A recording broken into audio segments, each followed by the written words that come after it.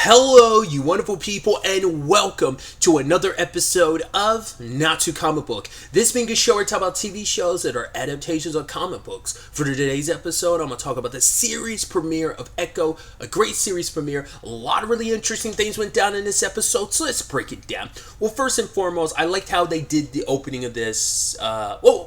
I was about to say like the opening with Echo, how we're intercutting new stuff that we don't know about Echo and intercutting with the stuff we know about her from Hawkeye and kind of filling in some gaps and, some reminders for anyone that hasn't seen Hawkeye, being able to kind of like, okay, so this is Maya's story, not including everything from Hawkeye, but giving you some key points and things to note that'll probably be obviously important to who her character is, as well as the development of her character, as well as understanding who she is, where she came from, and how she got to where she is present day. But I want to rewind a little bit because I forgot. I want to talk about the opening to it, and I thought that was interesting. It's kind of I think the legend of how the Choctaw people came to be. Their first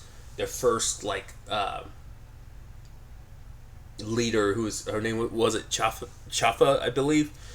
I'm curious how much of that's going to be just part of the Choctaw story in general, and how much of that's going to be interspersed with like Marvel stuff. I hope I'm making that clear. Like, how much of that's like, oh, this is just the Choctaw story of their people, and how much of that will be like, but we're tying in a Marvel thing. Or maybe it hasn't, or maybe is it going to be a thing that is retroactively like, oh, this is just a Choctaw people story that we are adding to this world and kind of expanding maybe the more supernatural side of things. Maybe. I don't know how much this show's going to lean into that specifically. But like I said, I don't know if it's going to be like, no, there's like some Marvel Cinematic Universe stuff mixed in. Like a great example, which ties in very nicely, is the, if you've seen What If, we got introduced Cohorty. And her story being like, okay, this is the Mohawk people, and their story is connected with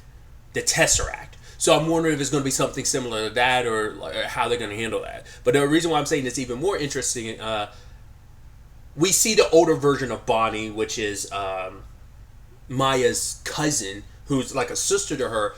We got like a super zoomed out like look at her. We find out she's like I'm assuming she's an EMT.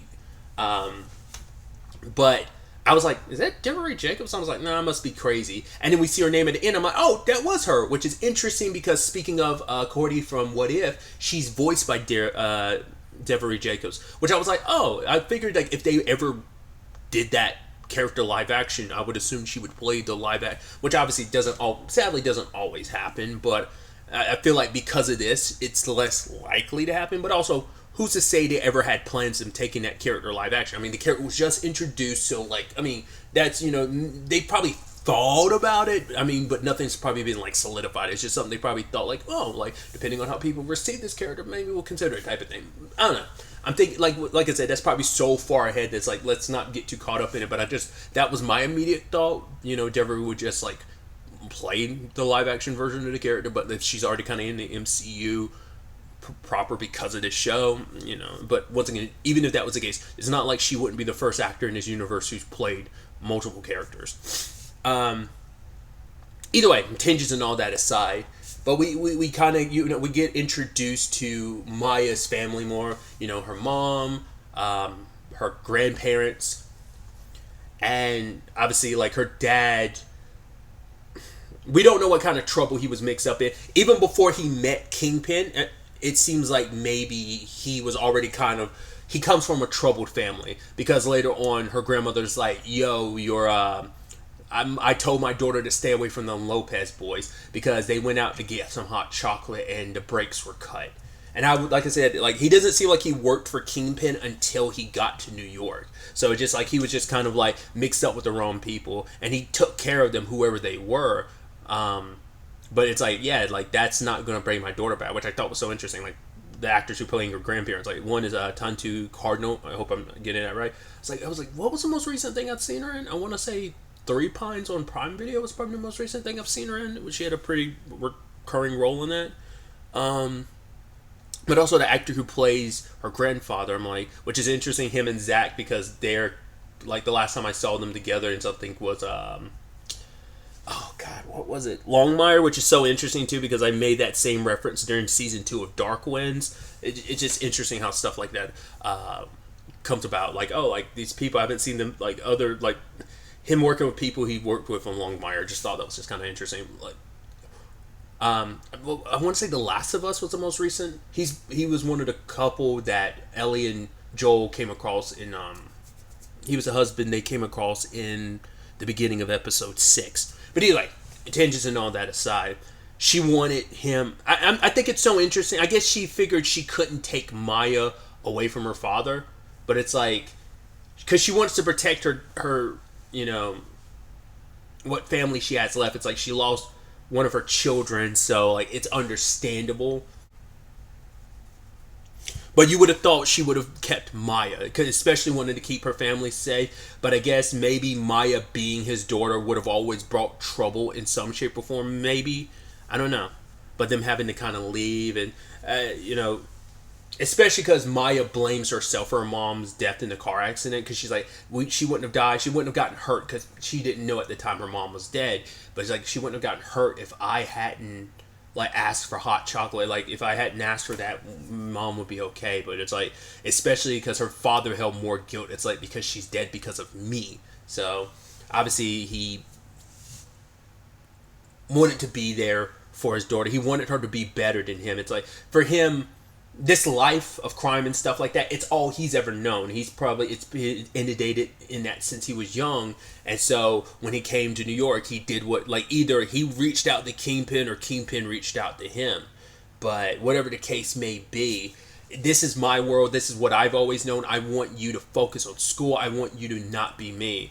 And it seems like, I mean, once again, there's still so much of Maya's history will be filled in on as the show goes on. But, we intercut like from her being younger to the day that Clint killed her father. So it seems like she wasn't mixed up in all of this then. She was just fighting. We don't know if she was going to school, what she was doing.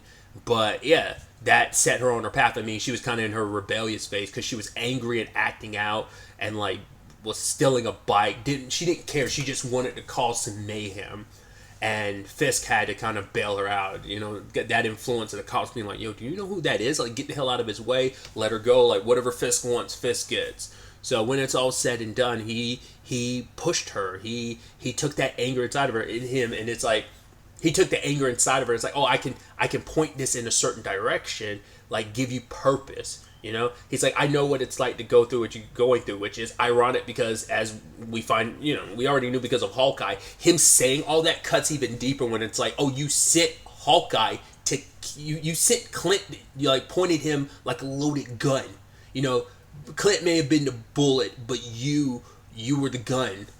And you were the one holding the gun. I think Clint's more like the gun and the bullet.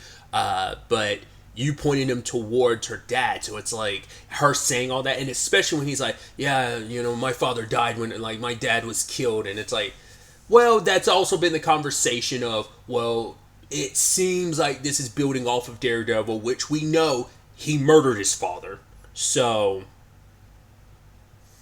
it hits a little different when it's like, not only did you murder your own father, potentially in this continuity, if we're kind of building off of Daredevil continuity, if I'm remembering correctly. It's been a hot minute since I've seen, like, season 1 Daredevil. I mean, last time I saw any Daredevil was when season 3 originally came out.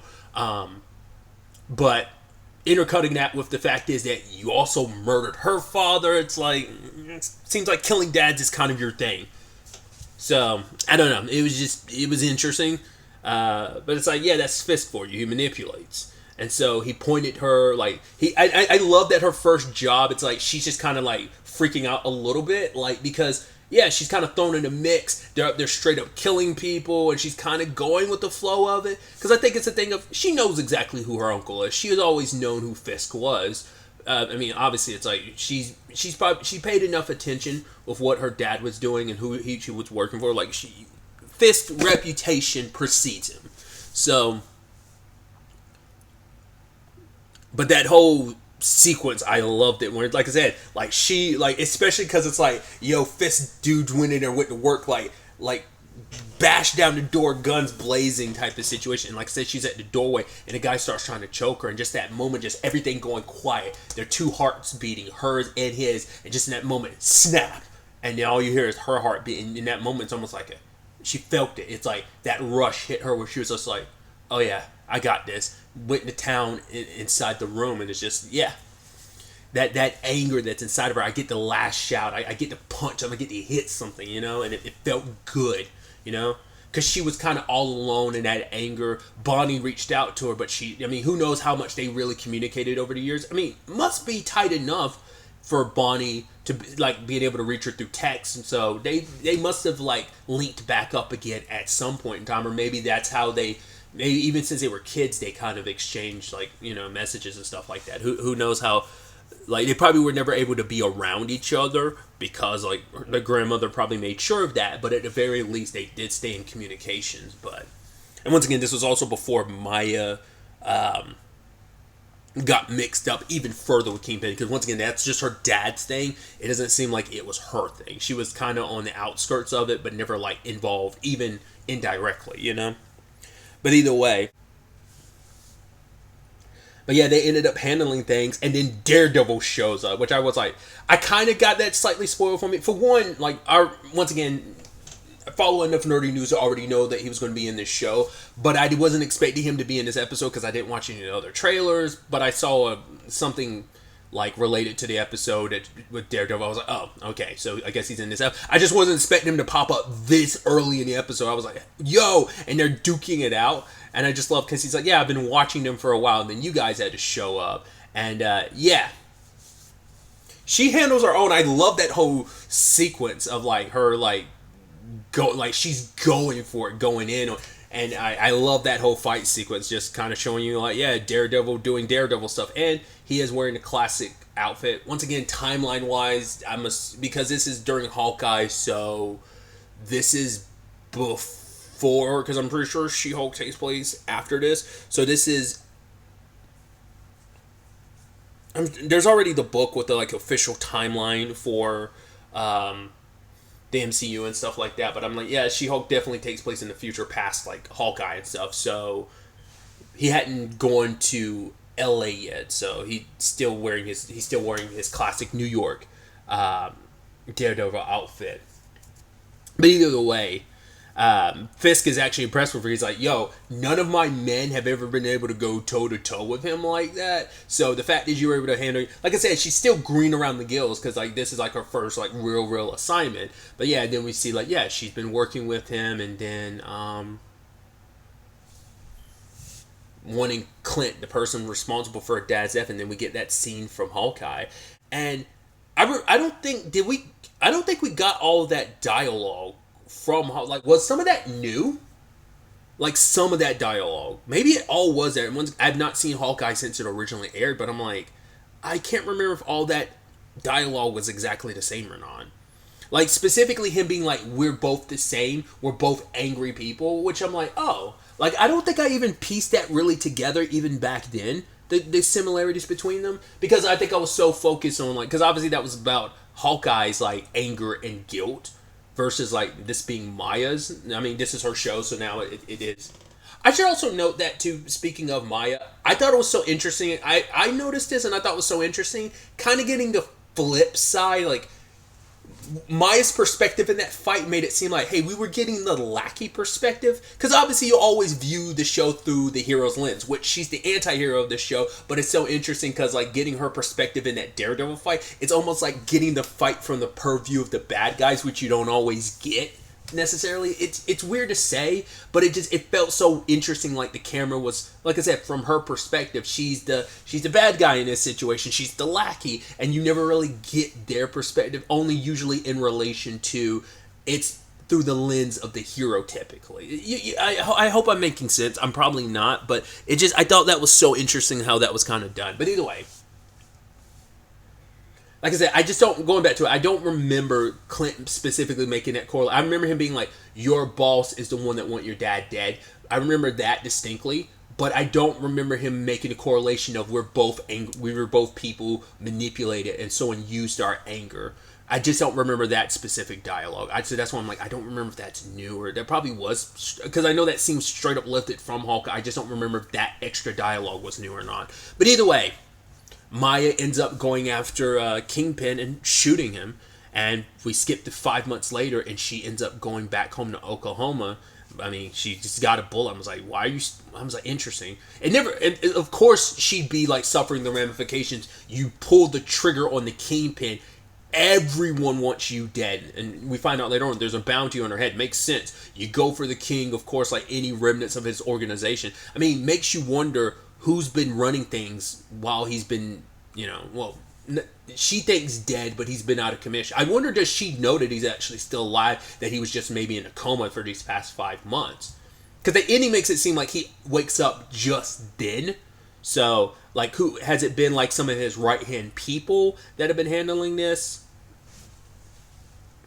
Who's been running the show while he's been out of commission? Has no one else stepped up to kind of fill that void? Or, that's the typical crime thing of, like when you're weakest is when other people, but like he might have other people like keep everyone in place. So it's like, the Kingpin might be, because she is referred to as the King Killer. So most people must think she is like that Fisk is dead. But like that's why I'm like, and like I said, maybe we'll focus on that a little bit with his story of like, he's going to have to come back and grab a lot of power because so much slipped out of his fingers because people thought he was dead. Those who are in the know he's not, but those who don't, I'm curious to see how they handle that. But she came back home because she said she had business here, and I was like, interesting. She ends up going to her grandmother's house. She ends up meeting up with Cousin Biscuit, who's asked me to see her. He was supposed to have that sleepover with her, like that little camping sleepover with her and Bonnie, but he couldn't come for whatever reason. But it's like, Cousin Biscuit, he's happy to have her back in town and stuff. It's like, but also let's keep this from Grandma, even though you're staying at her house, which begs the question, where is she then? But it's like, let's not let her know that I'm back in town or whatever. She also, like, keeps an eye on Bonnie, but she wants to see her, but kind of doesn't. It's like, I can't really be around her. Like, I kept my distance for a reason, and all the stuff I did while working for Fisk, like, I can't, like, involve that side of my life because it's like, she's making a choice that her father couldn't, where, like, I know I'm trouble, and having some form of a normal life just isn't a good idea. Maya will probably ultimately still make that mistake, but we'll see. But she ends up going to the roller rink and ends up meeting up with this dude, which I was like, haven't I seen that dude recently? I was like, it's, I'm going to butcher his name again, but it's Chase Spencer. I hope I'm saying his first name right. But I was like, what have I seen him in super recently? And it was like, there's a show on Prime Video. It's a miniseries called The English. He's one of the leads in it. And I was like, like I said, I think I talked about it then. Like, the first thing I ever saw him in, I want to say might have been Banshee. He was playing a character in season 3. I think he makes a small appearance in season 4. I think he's in one episode of season 4, if I remember correctly. But wasn't his character's name Raven? It's been a hot minute since I've seen Banshee, but I think that was like the first thing I ever saw him in. I think, like I said, I think I might have referenced that in